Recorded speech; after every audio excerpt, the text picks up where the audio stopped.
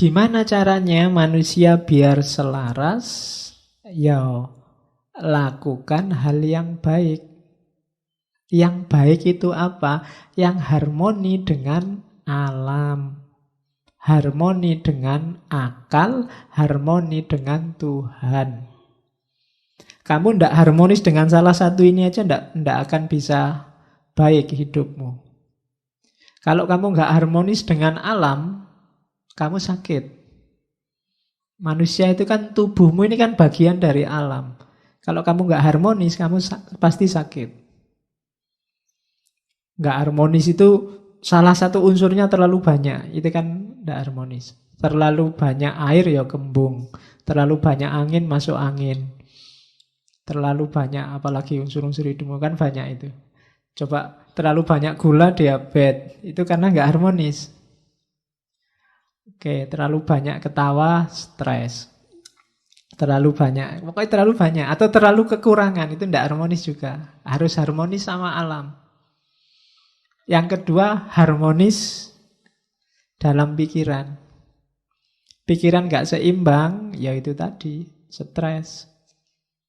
Tidak bisa mikir. Hidupmu mesti kacau. Dan yang ketiga, harmonis sama Tuhan. Ini lebih bahaya lagi. Kok tidak sholat mas? Hubungan saya sedang tidak harmonis sama Tuhan. Ayo. Aku mau hati-hati itu. Hati-hati. Nah, saya baru bisa ranjang aku sementara. Enggak.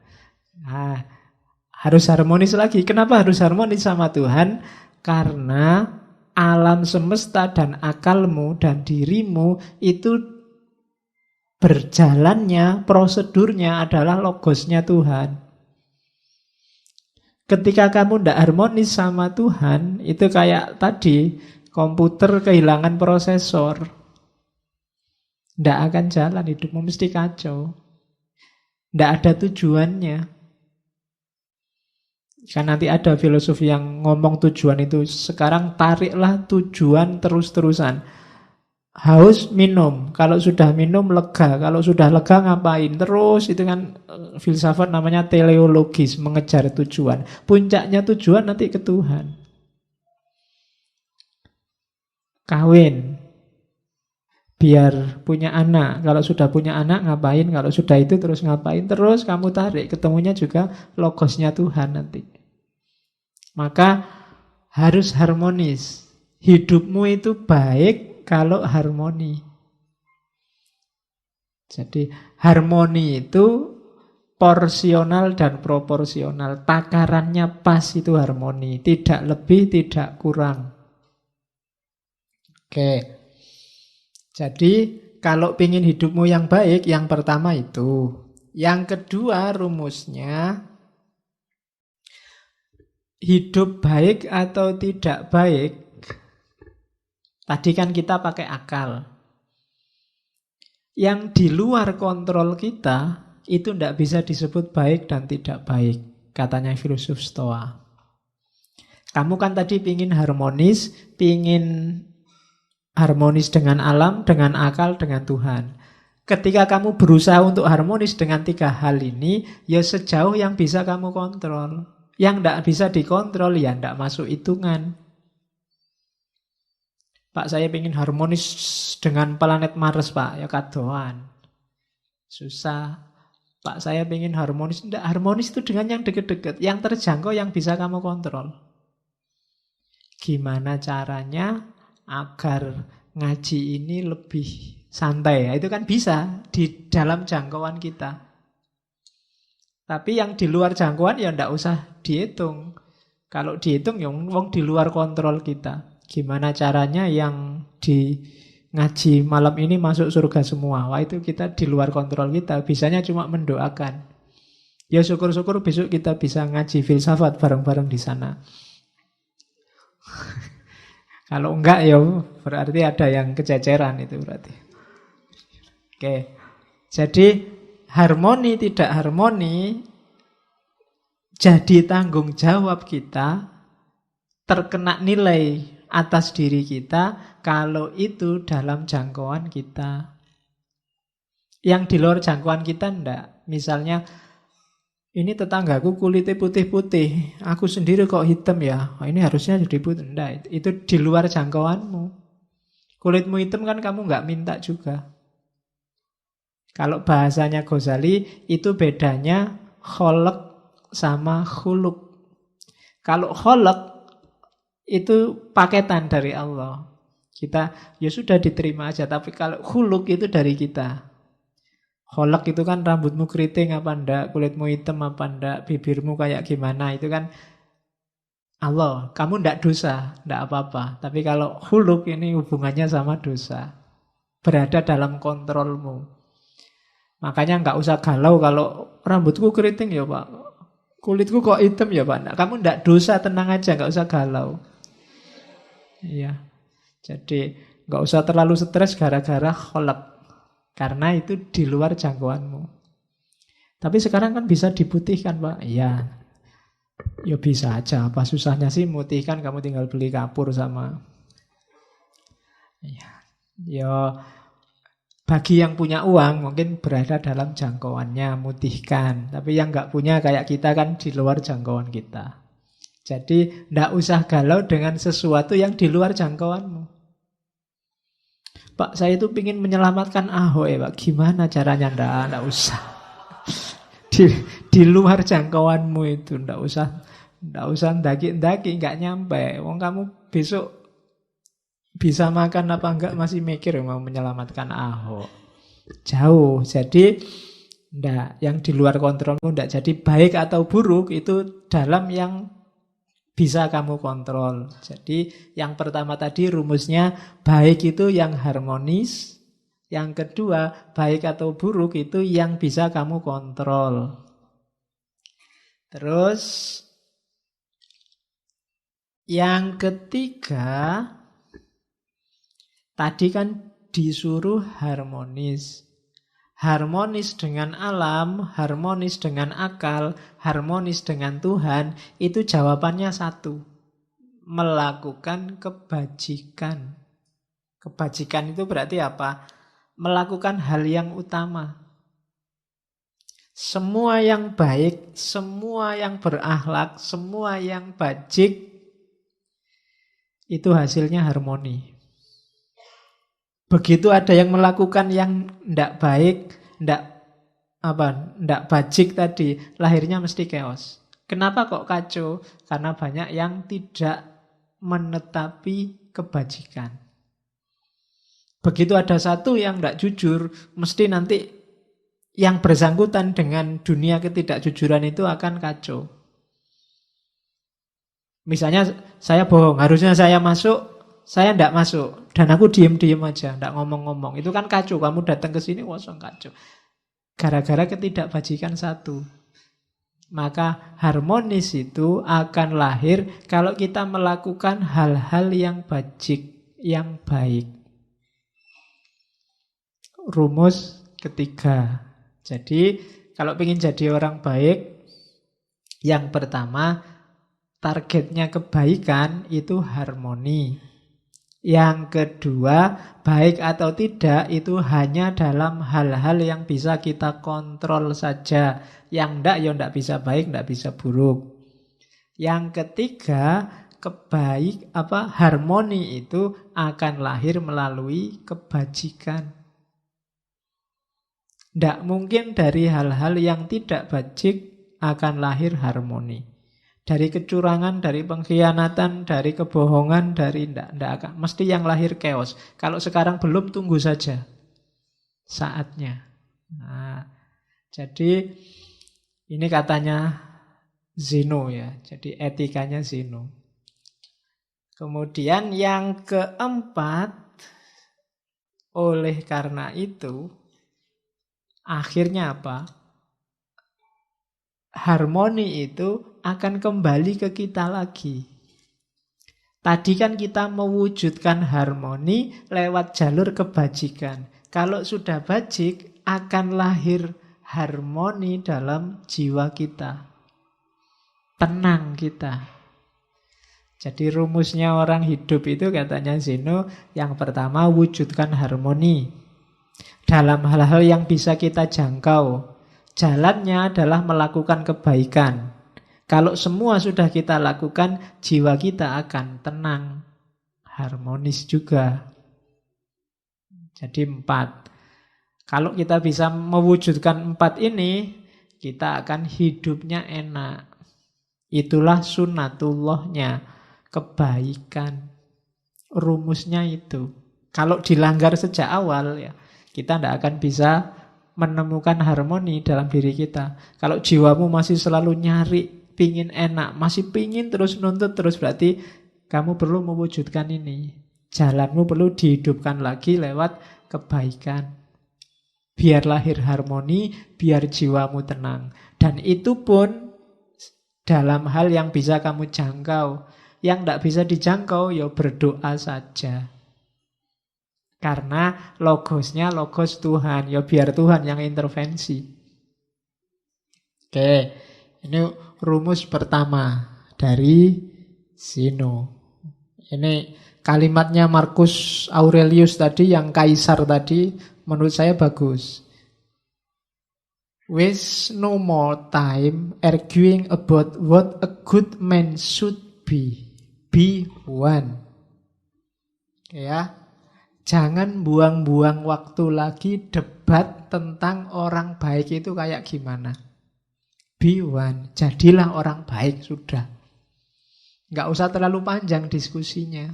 Kalau tentang jadi orang baik, kamu nggak usah tanya, orang baik itu kayak gimana sih Pak? Gini baik enggak, gitu baik. Nah, kesuwen. Jadilah orang baik. Kamu sudah tahu, asal akalmu jalan. Ya, selama akalmu jernih, kamu akan bisa jadi orang baik. Tanpa harus panjang-panjang diskusi, katanya Marcus. Jadi, waste no more time arguing about what a good man should be. Be one. Wis dadi wong apik. Oke, jadi kalau ada yang tanya, gimana caranya jadi orang baik? Ya jadilah orang baik. Kamu sudah bisa. Masa ada yang tidak bisa jadi orang baik? Bisa. Cuma mungkin kamu tidak mau aja atau malas aja. Pasti bisa. Tidak ada orang yang tidak bisa jadi orang baik asal pikiranmu jernih. Ya kan? Karena di Stoa ini pikiran jernih itu nanti jadi modusnya, mengalahkan segalanya. Terus, kelanjutannya tadi. Kalau sudah harmonis tadi, baik pikiranmu maupun lingkunganmu, yang terjadi apa? Yang terjadi kebahagiaan. Kamu pasti bahagia. Oke. Nah, tadi kan ada yang loncat sedikit. Kalau pingin harmoni, lakukan kebaikan. Gimana caranya kita ketemu kebaikan? Pakai akal sehat, akal jernih. Ya. Jadi harus menggunakan akal sehat. Tidak cuma minyak goreng yang pakai akal sehat. Kamu juga dalam hidupmu harus pakai akal yang sehat, akal yang jernih. Akalmu itu sudah ketumpuk informasimu macam-macam, sehingga seringkali tidak jernih. Ada yang pakai kacamata hitam, jadi lihat apa-apa warnanya hitam kabeh. Ada yang pakai kacamata hijau, lihat apa-apa dianggapnya semua warnanya hijau. Ada yang pakai kacamata merah, lihat apa-apa dianggap merah. Wow, merah itu, PKI itu jangan-jangan. Itu kan. Karena kacamatanya merah. Ada yang pakai kacamata hitam. Wow. Apa-apa dilihatnya hitam. Ada yang pakai kacamata putih, kabeh dianggap putih. Nah, itu jadinya nggak jernih. Yang baik bisa kebalik-balik. Maka katanya kelompok Stoa, jadilah orang baik, jalannya berpikir yang benar, berpikir yang jernih. Orang harus mau objektif dalam berpikir. Itu jalannya kamu nemu kebaikan. Katanya Zeno, kejahatan itu tidak ada. Jahat itu terjadi ketika orang anti dengan akal sehat. Ketika orang menolak berpikir jernih, yang lahir pasti kejahatan. Ketika orang tidak mau berpikir, yang lahir pasti kejelekan. Karena yang bisa menemukan mana baik, mana buruk itu akalmu.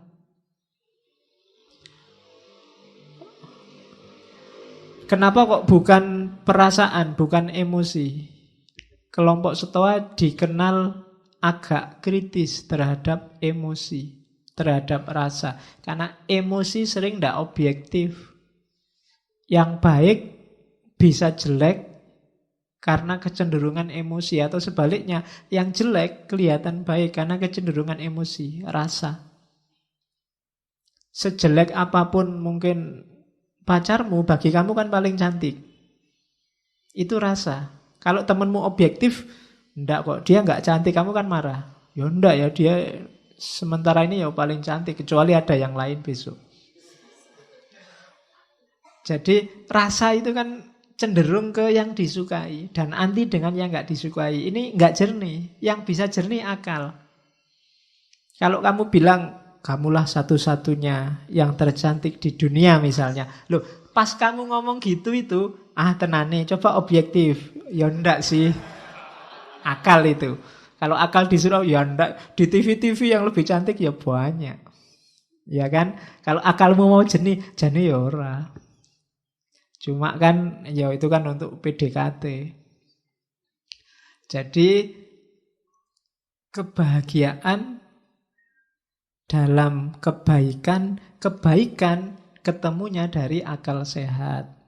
Maka jagalah baik-baik akalmu biar sehat. Karena itu yang menjamin kamu masih manusia apa bukan. Jaminannya akalmu. Begitu akalmu meleset, ya kemanusiaanmu dipertanyakan. Karena dari situlah lahir kejahatan. Ada orang maling, itu mesti karena mikirnya nggak panjang. Ada orang ngerusak, mikirnya nggak panjang. Ada orang tawuran, mikirnya nggak panjang. Jadi, biasakan berpikir agak panjang. Ada cerita bagus dari tradisi Zen. Jadi satu ketika ada guru Zen yang dimintai nasihat seorang prajurit. Guru, saya mau beli kebijaksanaan. Nggak minta ya, beli. Kasih saya kebijaksanaan paling mahal. Akhirnya dikasih. Oke, tapi mahal ini ya. Oke, tak bayar berapapun, dikasih. Katanya guru itu gini, tak kasih kebijaksanaan paling mahal. Sebelum kamu memutuskan sesuatu, majulah 3 langkah dan mundurlah 3 langkah. Baru lakukan keputusanmu. Ini prajuritnya heran. Kayak gini kok mahal apa itu? Iya.